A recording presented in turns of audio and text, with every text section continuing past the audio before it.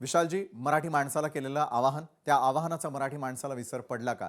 उद्या जरी निकाल येणार असले तरी आपला एक्झिट पोलचा अंदाज आपण ठरवलेला होता की ठाकरे बंधूंना किती जागा मिळू शकतात ते यावरून दिसतंय.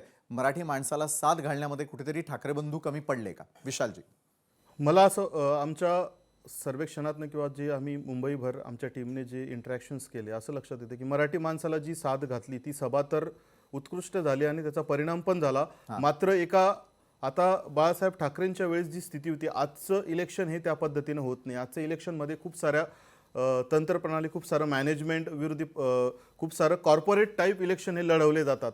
फक्त भावनिक आव्हान करून सर्व भावनिक आव्हानाचा फायदा झाला ना. मराठी बहुल भागांमध्ये जे काही सीट येताना आपल्याला दिसत आहेत ते भावनिक आव्हानामुळे, मराठीच्या मुद्द्यांमुळे, ठाकरेंमुळे आपल्याला येताना दिसत आहेत. मात्र तुम्ही पलीकडे बघा, देवेंद्र फडणवीस यांची इमेज, त्यांनी जे पूर्ण मीडिया चॅनल्समध्ये इंटरव्ह्यूज दिले, त्यांची इन्फ्रामॅन, त्यांनी जे इन्फ्रास्ट्रक्चरचं जे डेव्हलपमेंट केलं, तर त्याचं एक कुठेतरी परसेप्शन इलाइट क्लास जो म्हणतो त्यांच्यामध्ये आपल्याला होताना दिसतंय. त्याचा पण एक फायदा होताना दिसतोय. तर जे आणि वार्ड टू वार्ड निहाय मायक्रो मॅनेजमेंट, ठाकरेंची मुंबईमध्ये फक्त एकच सभा झाली. अजून सभा विविध भागांमध्ये झाल्या असत्या तर त्याचा निश्चित फायदा झाला असं आम्हाला ग्राउंडवरती लक्षात आलं. तर भावनिक आव्हाना व्यतिरिक्त भरपूर साऱ्या गोष्टी ह्या निवडणुकांमध्ये, निवडणुका जिंकण्यासाठी हव्या असतात.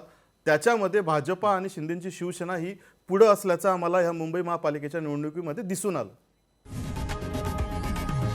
लोकशाही मराठी ऐका, पहा, जागरूक रहा.